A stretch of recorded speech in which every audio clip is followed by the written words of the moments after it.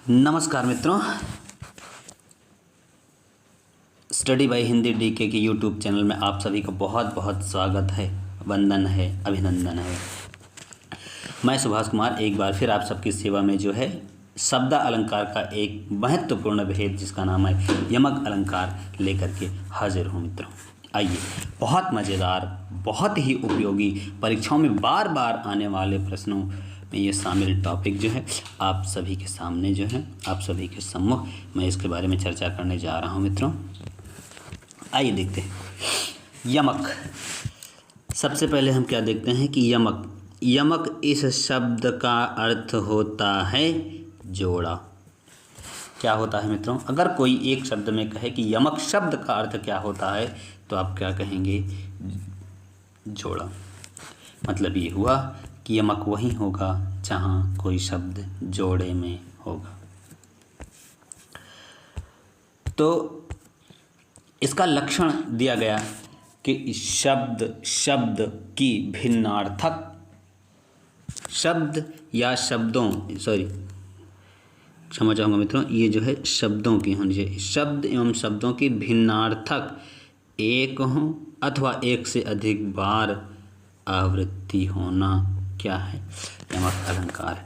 उनके अर्थ, शब्दों की आवृत्ति तो हो लेकिन उनके अर्थ क्या हो?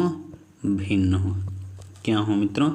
भिन्न हो, वहाँ पर यमक अलंकार होता है। इसी बात को यहाँ पर कहा कि भिन्नार्थक कैसे हो? भिन्नार्थक शब्दानाम, शब्दों की, भिन्नार्थक शब्दों की आवृत्ति क्या कहलाती है? यमक अलंकार कहा जाता है। भिन्नार्थक शब्दों की आवृत्ति अर्थात शब्द तो वही हो परंतु उसका अर्थ समान न होना यमक अलंकार है।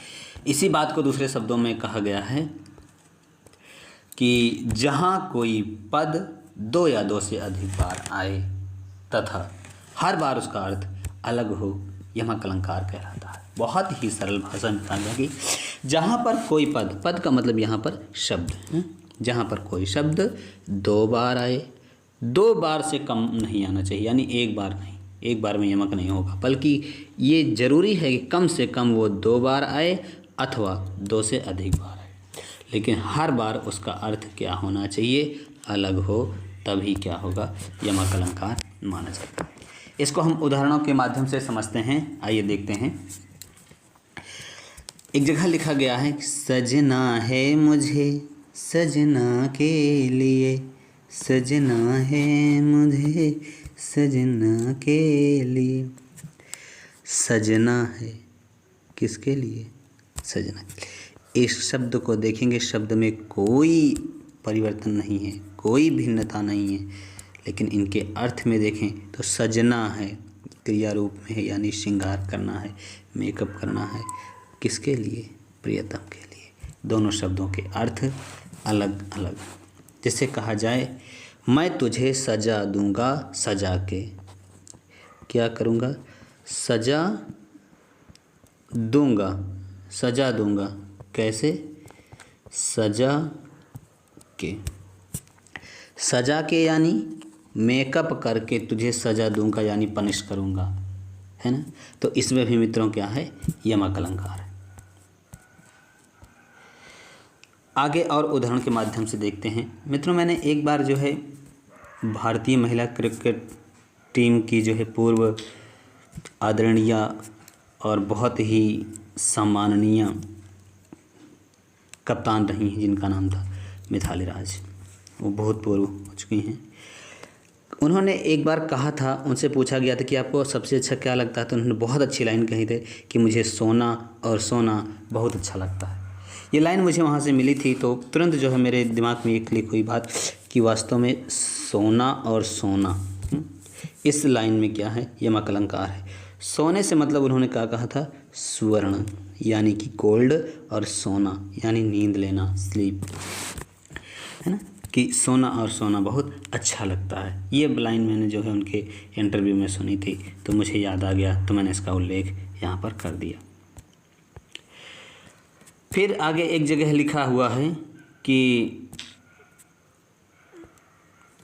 काली घटा का घमंड घटा। काली घटा का घमंड घटा।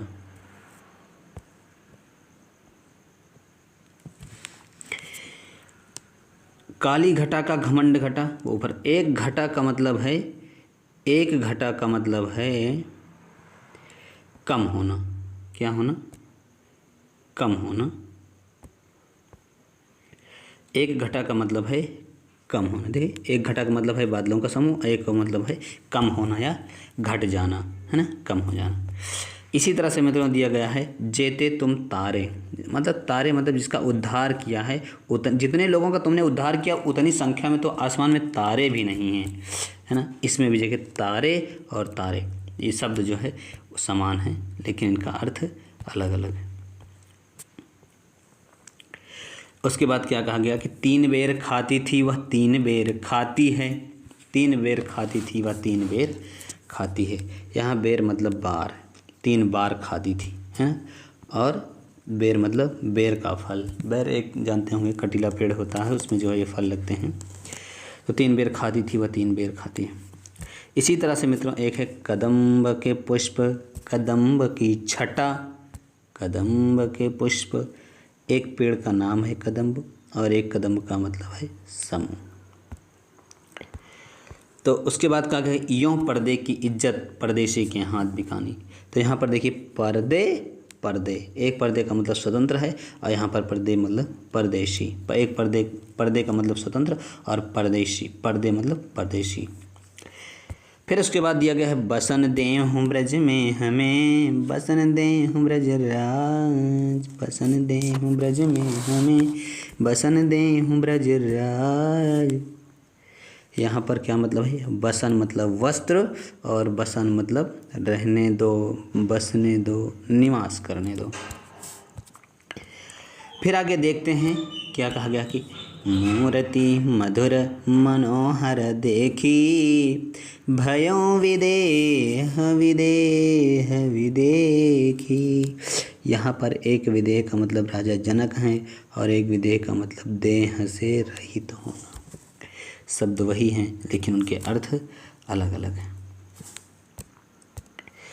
फिर आगे एक जगह लिखे हैं, देखिए कि एक महिला जो है एक दीपक लेकर के जा रही है, हवा हल्की हल्की चल रही है और वो क्या कर रही है? चोट मार रही है उसके आंचल में, है ना।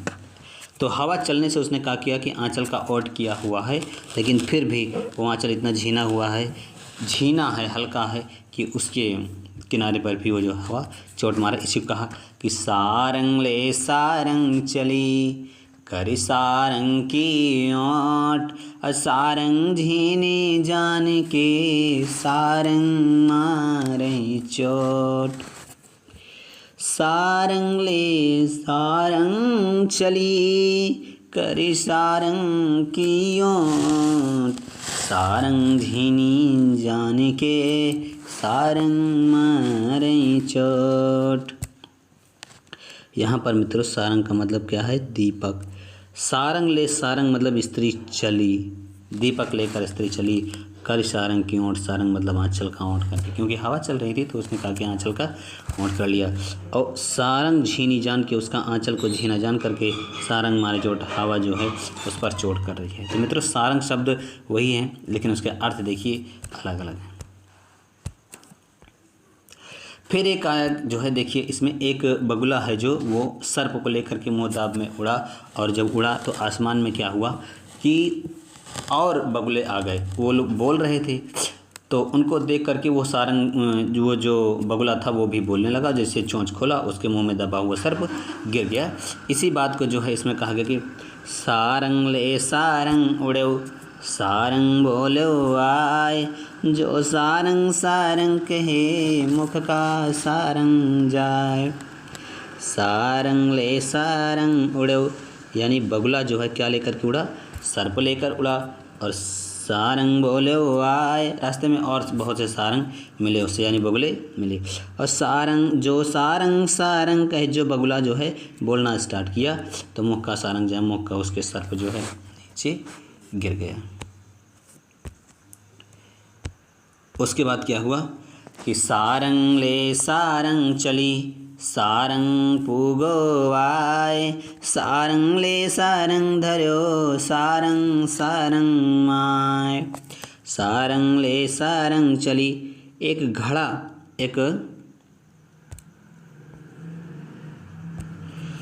एक स्त्री यानी सुंदरी जो है क्या लेकर के चली, घड़ा लेकर के चली। इसका मतलब क्या है, घड़ा, और सुंदरी इसका मतलब घड़ा। और सारंग पोगे इसका मतलब मेघ है मित्रों। तो सारंग पोगे आज जो आकर के बादल वर्षा करने लगे, तो सारंग ले सारंग धड़ो, तो यहाँ पर सारंग का मतलब वस्त्र है, यहाँ सारंग का मतलब घड़ा है, और सारंग का मतलब यहाँ पर सुंदरी, और यहाँ पर जो है सरोवर का अर्थ किया गया। तो इस तरह से मित्रों शब्द वही है लेकिन उसके अर्थ जो हैं अलग अलग हैं। यहाँ पर एक बहुत ही अच्छा और रोचक प्रसंग आप लोगों के सामने है कि एक ननद और भौजाई हैं। भौजाई को जो है बहुत दिनों से बच्चा नहीं हुआ है, उसकी शादी को काफ़ी दिन हो गए हैं। तो उसकी ननद की शादी हो गई है, परंतु रक्षाबंधन के उपलक्ष्य में जो है अपने भाई को राखी बांधने आई हुई। उसने देखा अपनी भाभी का मायूस चेहरा, तो उसने कहा कि भाभी अब की बार जो है मुझे भतीजा ज़रूर मिल जाएगा, यानी आपकी गोद भर जाएगी। तो इस बात पर उसकी भाभी ने कहा कि अगर ऐसा हुआ, तुम्हारे मुंह की बात अगर सही हुई, तो मैं ये हाथ में अपने जो बाजूबंद पहनी हुई हूँ मैं इसको दे दूँगी तुमको, सोने का या हीरों का बना रहा होगा। तो उसकी नंद ने कहा ठीक है भाभी, अपने ज़ुबान से मुकरना नहीं, कहें ठीक है। तो उसके बाद वो चली गई। तो बाद में जो है जब उसके बच्चा पैदा हुआ तो उसने कहा किया कि माँ बनने की खुशी में अपने वादे को निभाते हुए उसने एक लिफाफे में जो है उस बाजूबंद को रखा और एक लेटर लिखा, पत्र अपनी ननद के नाम लिखा। तो मित्रों जो बाजूबंद था, क्या बाजूबंद, उसी को जो है पहुँचा बोला जाता है। क्या बोला जाता है, पहुँचा। इसी शब्द को जो है पहुँचा को जो है यहाँ पर पहुँची लिखा गया है। क्या लिखा गया है, पहुँची। बाजूबंद को ही कुछ लोग क्या बोलते हैं, पहुँचा बोलते हैं, और पहुँचा बोलने से जो है पहुँची कहा गया। तो इसलिए जो है इसी शब्द की आवृत्ति हम देखेंगे। तो उसने क्या किया कि उसी पत्र में जो है लिखा, क्या लिखा, हमारे हाथ की पहुँची तुम्हारे हाथ में पहुँची, अगर वो पहुँची हो पहुँची तो लिख भेजो कि हाँ पहुँची। बहुत अच्छा है। हमारे हाथ की पहुँची तुम्हारे हाथ में पहुँची, अगर वो पहुँची हो पहुँची तो लिख भेजो कि हाँ पहुँची। हमारे हाथ की पहुँची यानी हमारे हाथ का जो बाजूबंद था तुम्हारे हाथ में पहुँची, तुम्हें प्राप्त हुई कि नहीं हुई। पहुँची मतलब प्राप्त होना, और अगर वो पहुँची यानी बाजूबंद पहुँची मतलब प्राप्त हुआ हो तो लिख भेजो, हमें बता दो लिख करके हाँ प्राप्त हो गई है। तो इस प्रकार से मित्रों इस पहुँची शब्द के भी यहाँ पर कई अर्थ हैं। ये उदाहरण आप लोगों ने बहुत बार सुना हो, कनक कनक ते सौगुनी मादकता अधिकाय, या खाए बौराय जग वापाए बौराय। तो यहाँ पर पहले जो है खाए शब्द लिखा है, तो निसंकोच जो है पहले कनक का अर्थ क्या हुआ, धतूरा, क्योंकि धतूरा ही खाया जा सकता है और उसे खा करके इंसान बौराता है। तो दूसरे को क्या हुआ, पाए बौराए, तो दूसरे को पाने से बौराने के अर्थ में, इसलिए दूसरे कनक का अर्थ क्या है, सोना है। इस पर हम ज़्यादा चर्चा नहीं करेंगे क्योंकि ये बचपन से आप लोग रटते चले आए हैं और इसके बारे में जानते भी हैं मित्रों। फिर उसके बाद क्या है कि एक सर्प है, तालाब के किनारे बैठा हुआ है, और वो मौसम अच्छा पा करके क्या किया, उसने बोला, और जैसे ही बोला उसके थोड़ी दूर पर एक सर्प ने सुना उसकी आवाज़, और सर्प जो है उसको खाने के लिए मेंढक को जैसे उसकी ओर चला, तो ये जब मेंढक ने देखा कि सर्प हमारी ओर आ रहा है खाने के लिए, वो क्या किया, पानी में कूद गया। और जब पानी में कूद गया तो सर्प जो है उसका चेहरा, जाहिर सी बात है कि जब उसका शिकार चला गया तो उदास हो जाएगा।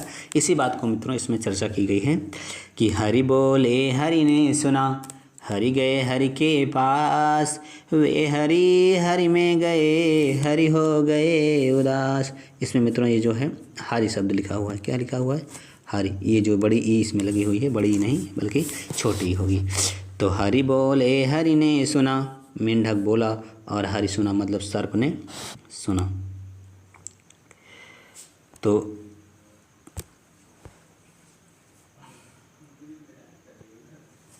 सर्प ने जो है सुना, और सर्प ने सुना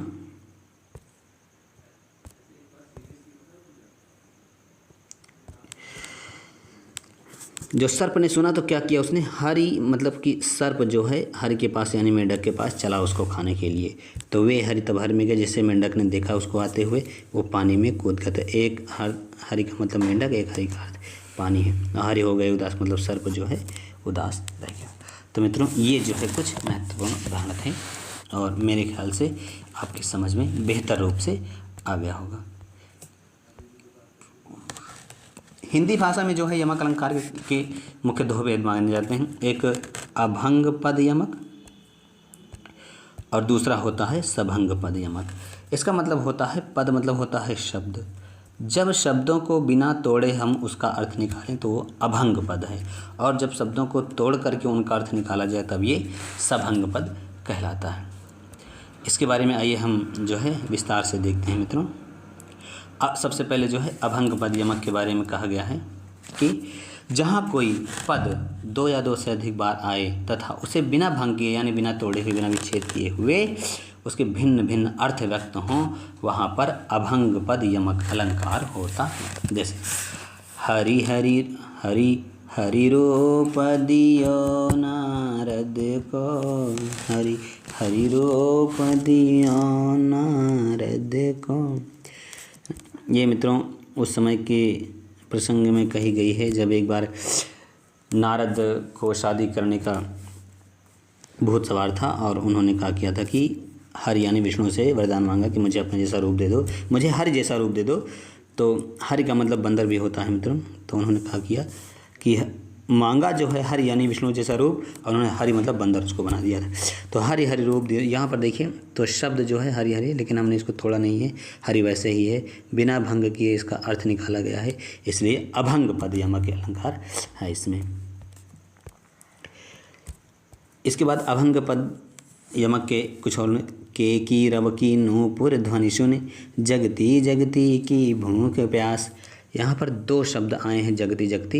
एक का मतलब होता है जगना यानी सक्रिय होना, और जगती मतलब होता है पृथ्वी, है ना। तब जो है पृथ्वी की भूख और प्यास दोनों जग जाती थी। के की रव की नूपुर ध्वनि सुन, यानी कि जब के की मोरों को कहा जाता है कि जब उनकी आवाज़ों को सुनती है पृथ्वी तब जो है उसकी भूख जग जाती है। फिर आगे कहा गया कि ऊपर जोग जोग हम नाही, ऊपर जोग जोग हम नाही। यहाँ पर मतलब जोग मतलब योग, योग मतलब जो योग हम लोग किया करते हैं ना, और यहाँ पर जोग मतलब होता है योग्य। क्या होता है मित्रों?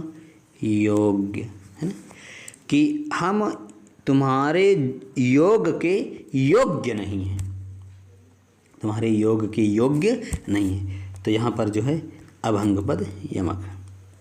एक इसी तरह से दिया गया है कि कहीं कभी बेनी बेनी ब्याल की चुराई लीनी। यहाँ पर बेनी एक कवि भी है, और बेनी मतलब होता है चोटी। बेनी मतलब क्या होता है? चोटी। ब्याल मतलब सर्प, सर्प की चोटी को चुरा लिए। कौन? कवि बेनी। अब आइए देखते हैं सभंग पद यमक। जब कोई पद दो या दो से अधिक बार आए एवं उस शब्द को भंग करने पर अलग अलग अर्थ व्यक्त हों, वहाँ पर सभंग पद यमक अलंकार होता है। यानी कि इसमें सीधी सी बात है कि हम शब्दों को तोड़ करके निकालेंगे।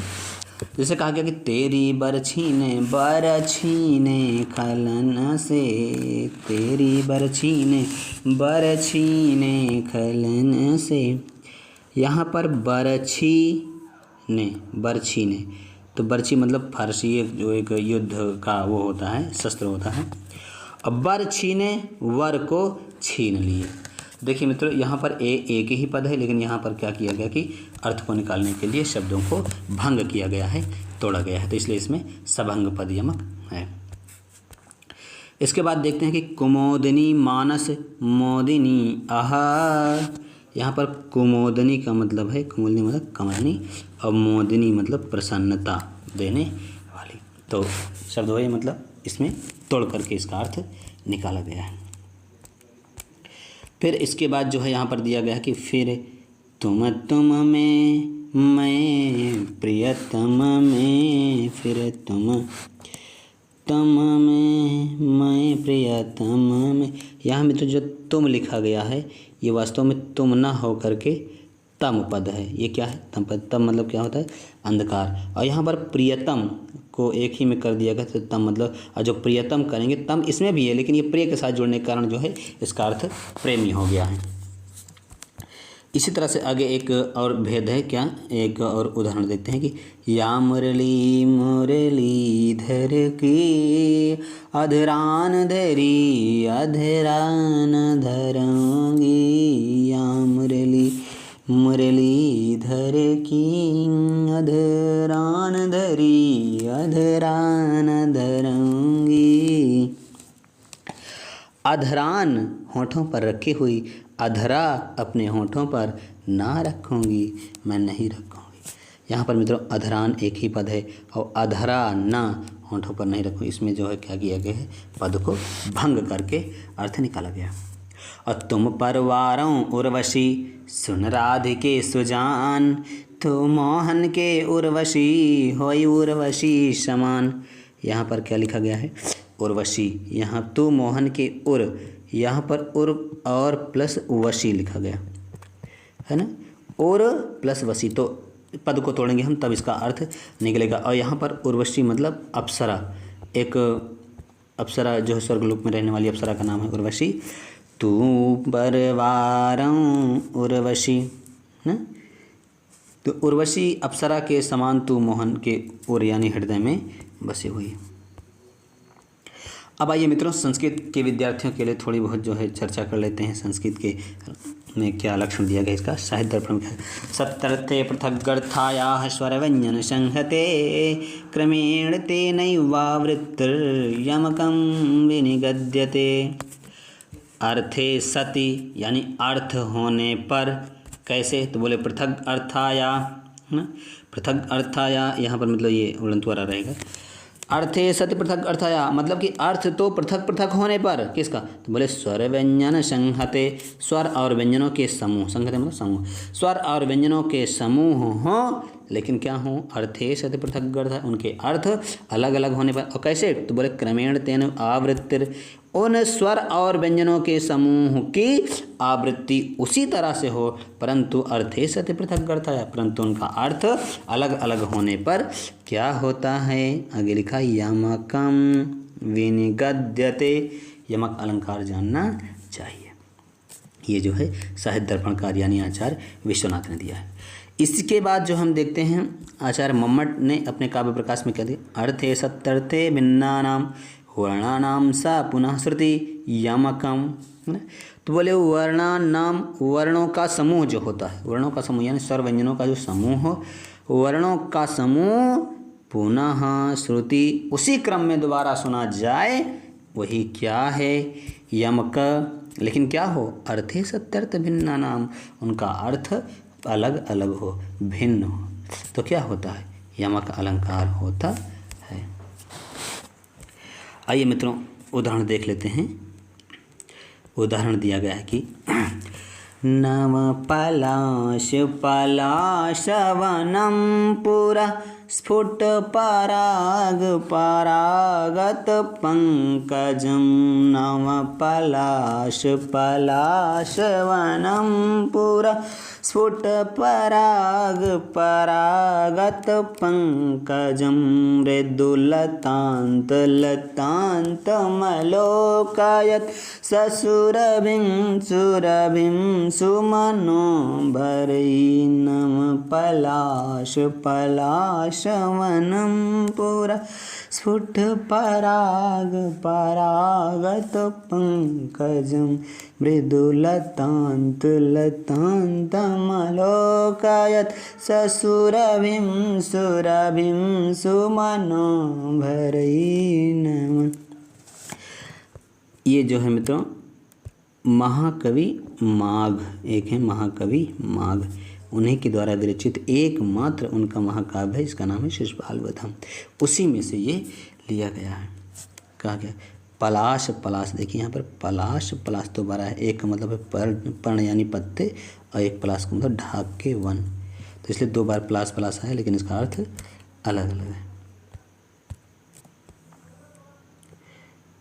फिर उसके बाद हम देखें तो पराग और परागत में पराग है ना, पराग मतलब सुगंधी कण और फैली हुई मतलब व्याप्त है।